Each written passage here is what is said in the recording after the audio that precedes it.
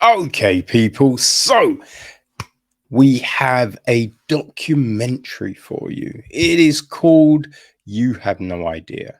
It is directed by Alexander Jeffery, who wrote it as well, as much as you can write something like this. You know what I mean?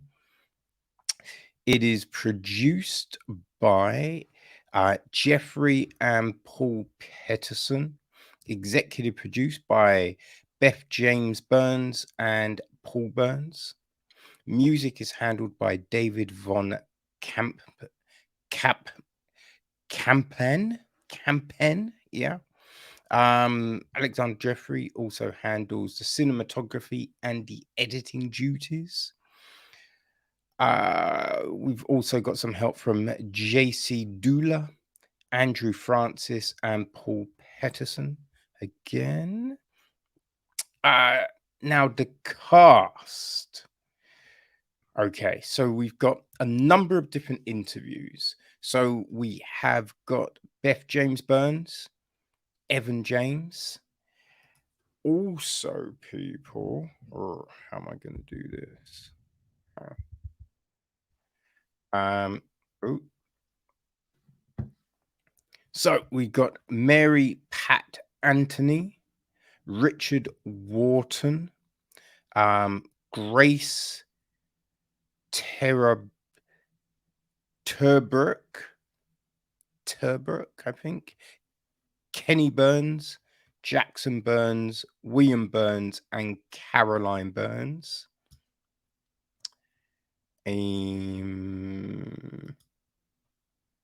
And we also have Sydney McCumsey, Ashton Bullard, Charlotte Stenman, Heidi Bullard, Missy Inman, Phyllis Day, Justin Maffrey, Matthew Roomsberg, Jason Mitchell.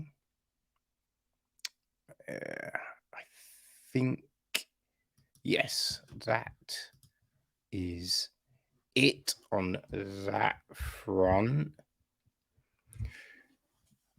So the gist of this is when Beth's son Evan James was diagnosed with autism in the early 90s, treatment options were limited. Doctors offered no practical advice for daily living and advised Beth to limit his social interactions.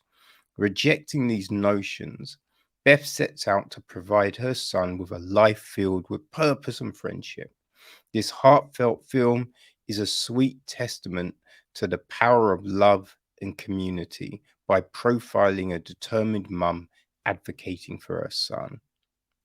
So, this is interesting, right? It's interesting because, firstly, I had no clue what this was going to be, right?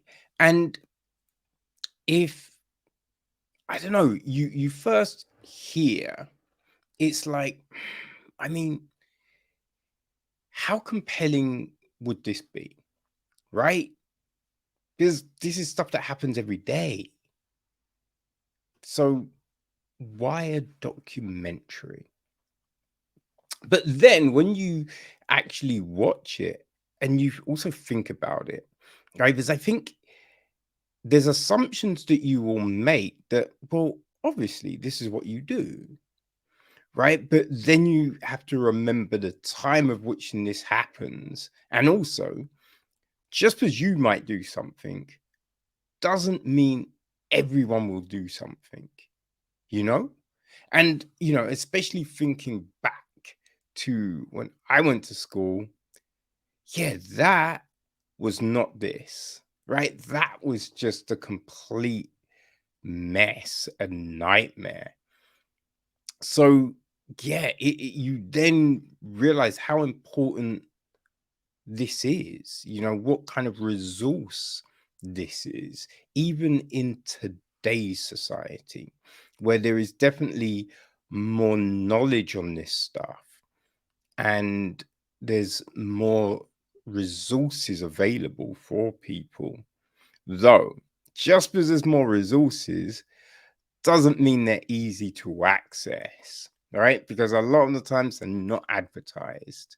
So you have to either do mad research or just know about it, right? Bump into someone that can be like, oh, did you know? You know what I mean? That's what this is. But yeah, at the time, there's no knowledge, right? They didn't really know until I think it was his fourth birthday. Well, I mean, they knew there was something, right? Because he wasn't communicating at the age where a lot of kids are communicating. Though, here's the rub with all of that as well.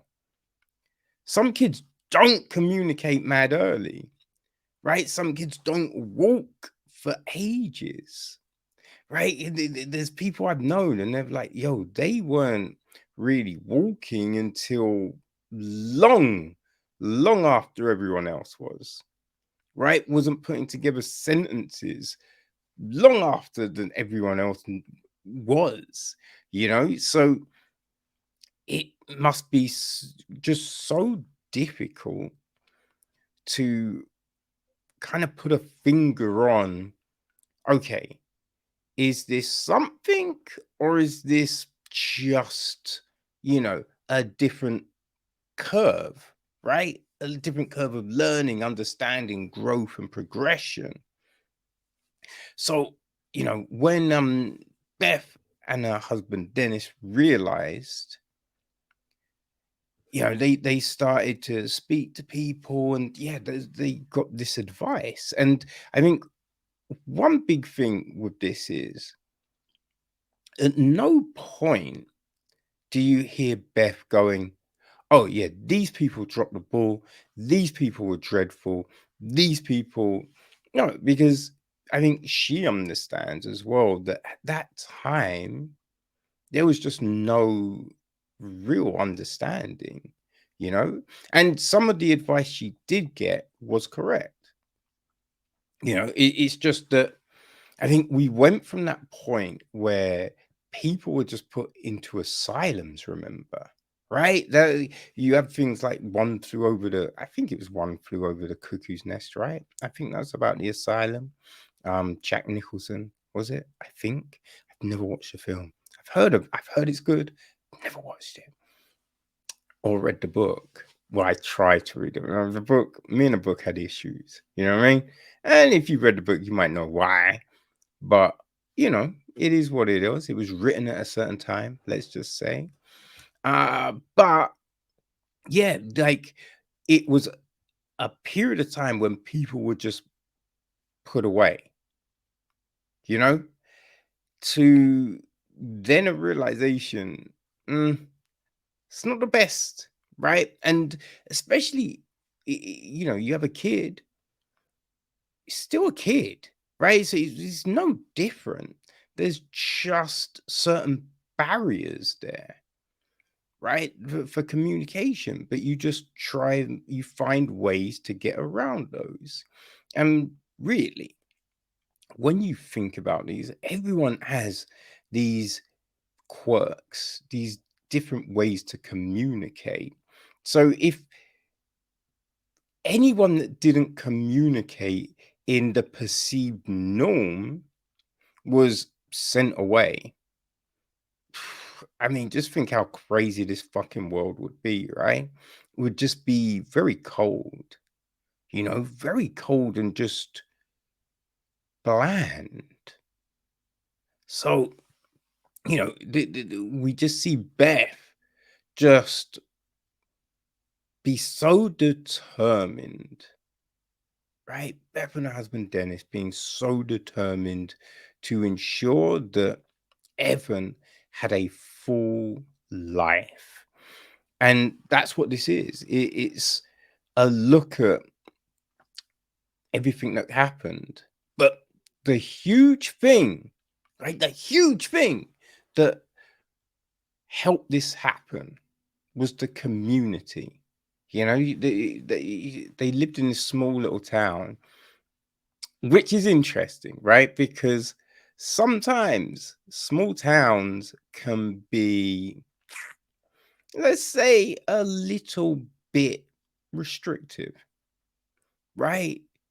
I ain't, listen, I've been to plenty of small towns and, you know, there's a certain way of thinking. You know what I mean? It's not a lot of diversity, right? And that's on race, right? That's ability, you know. So coming across people with disabilities, it's not necessarily something that happens, you know. So thinking that, could a small town environment be the thing, right? Yo, for Evan, Beth, and Dennis, it was the thing, right? It was the beautiful fucking thing. And I think a huge part of this story is community, right? Is community and communication. And listen, I mean, I've spoken about this in so many different ways, right? When you're talking about creatives, you know, and you look at writers and directors, actors, and there's certain groups that always come together, always work with each other.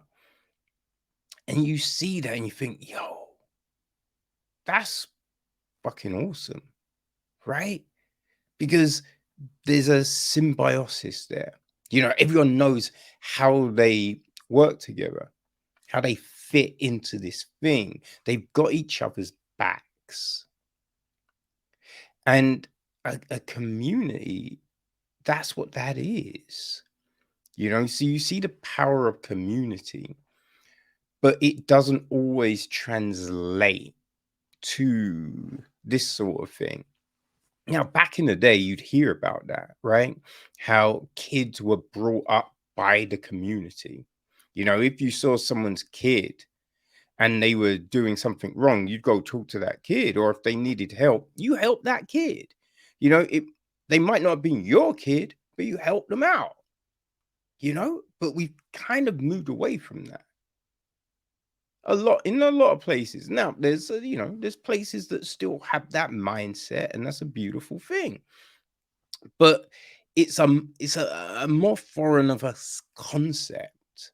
So watching this and seeing how this community came together, right? And you know, the thing, Beth wasn't asking a crazy lot. It was just like, you know, if you could spend an hour, 2 hours, there was no time limits, there was no caveats, right?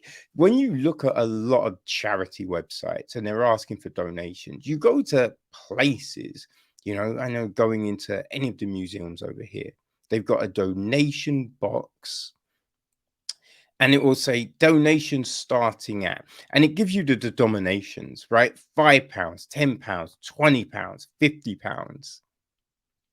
You know, so it's saying, oh, we don't want anything under £5, right? Which always seems kind of crazy. But not everyone's got that money, right? If someone can give you 50p, that's still 50p more than you had the time before they put that 50p in the thing, right? So Beth wasn't like, you need to give me 5 hours. No, she was just like, listen, whatever time you can give, that's great.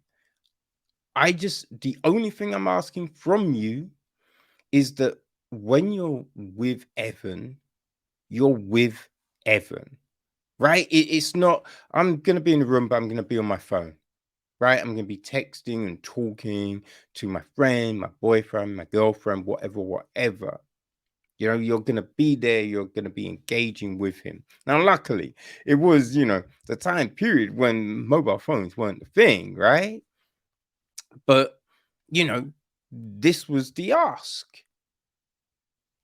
And people came, man. People came. And that is, it's a beautiful thing, you know? It's a beautiful fucking thing, right? We also just see all the other trials, right? All the other trials, the whole family situations, right? The life issues that come up, right? You just see this really just magical situation where, you know, ships that crossed in the night reconnect. And man, I just love those stories. I love those stories. You know what I mean? Ah, there's something about it, right? And then when new families are created, how that integration goes. And here's the thing, right? People can say anything when they're being filmed, you know? Doesn't always have to be true, right? That's the problem with reality TV. People talk, but they tell you what you want to hear, right? But it's not always the true feelings of that person. But when Paul's kids all talk about, you know, Evan and his cousins and everyone else, it all feels fucking genuine, right? It all feels that they are there. And that's fantastic. It's fantastic, right? You see this support system, you know? It's like when a tree takes root and above ground, you see a thing, but then underground, these roots, they spread out. They spread out. And you're like, yo, I did not know that there was this system in place that was so vast. And that's what we see here. Yeah, and then all these other things are there. All these other things like the college, right? I think it's first step program that was, you know, Beth helped set up. You know, just all of these systems and initiatives that were put together that helped Evan and then helped so many more people, right? It's, you know, it's that dominoes effect, right? That you do this for one person and it helps everyone, right? So, you know, obviously the ask had never been there, but was it not there because no one needed it? Or was it just not there because no one knew you could ask? Right? No one knew that this was possible. And it just takes someone with the tenacity to not take no for an answer. You know, so we just see these things get put in place and then how they help everyone, how they help a kid become a firefighter or, you know, at least volunteering in the fire department, right? Just all of these things. And it's so, oh man, it's crazy, right? It's so nice to see, you know, when you just think about all the crazy things happening in the world and you see that people can be good, right? People can have this vast capacity to care and be there and support, right? And just everything that Beth, Dennis, and Paul, you know, Richard, and just everyone else did to ensure that Evan has a fulfilling life, you know. And look, Beth said, yes, does it get tiring? Yes, of course. But you do it, right? And you do it with love. You do it as it's, he's not burdening you. You're helping him out. And in helping him, he's helping you. Because I think she says, right, he probably saved her. And when you watch this and you see everything that happened, you'll understand, and it fully makes sense, right? It fully makes sense, right? I think people sometimes say that thing and it's just to say it, right? But when you watch this and you understand everything, it's true. I guarantee it's true, but it's just, all of these hurdles that come in their way. Man, this is a remarkable story. And it's told in such an ingenious way, right? Obviously, look, there's loads of interviews, right? So there's talking heads and all of this, but the film is kind of split up into these chapters. And because Evan loves films, that's how it's done, right? Putting a video into a tape recorder, right? So you'd be like, oh, Evan goes to college, right? And that's a video. So we start this next chapter. And I thought that's such a nice way of telling this story, of breaking the things up, you know? Right? And it's interesting the way Evan is filmed. He's usually in this room with lights. And I know color is something that he kind of reacted to, and that helped kind of really start the communication process. So yeah, it's interesting. It's an interesting way of doing it. I think this is a story well told, and a story that at first you think, why? And then you think after finishing it, you'll be like, oh, of course. Of course. Right? And as I said, I think this is such a powerful resource, right? Because there's people that will have kids and they'll think, I don't know what to do, right? I have no clue where to start. And watching something like this, you're like, okay, I can do it, right? It will give people that confidence that they can do it too, you know? And not love the kid, but find a way to put a system in place where they can grow and blossom and really be fulfilled. Because it's an easy thing just to put someone in a home, right? How helpful is that? How fulfilling is that? So everything we see here is to create an infrastructure that creates fulfillment. And yeah, I'm really happy that I saw this film. So people, I definitely recommend check out You Have No Idea. And people, yes, I should tell you when. So it is having its West Coast premiere on the 1st of July. That's a Saturday at 2:45 p.m. at the TCL Chinese Theatre. Okay, so on the website will be the link for tickets and for the website and all their socials and all of that. So people, go check it out.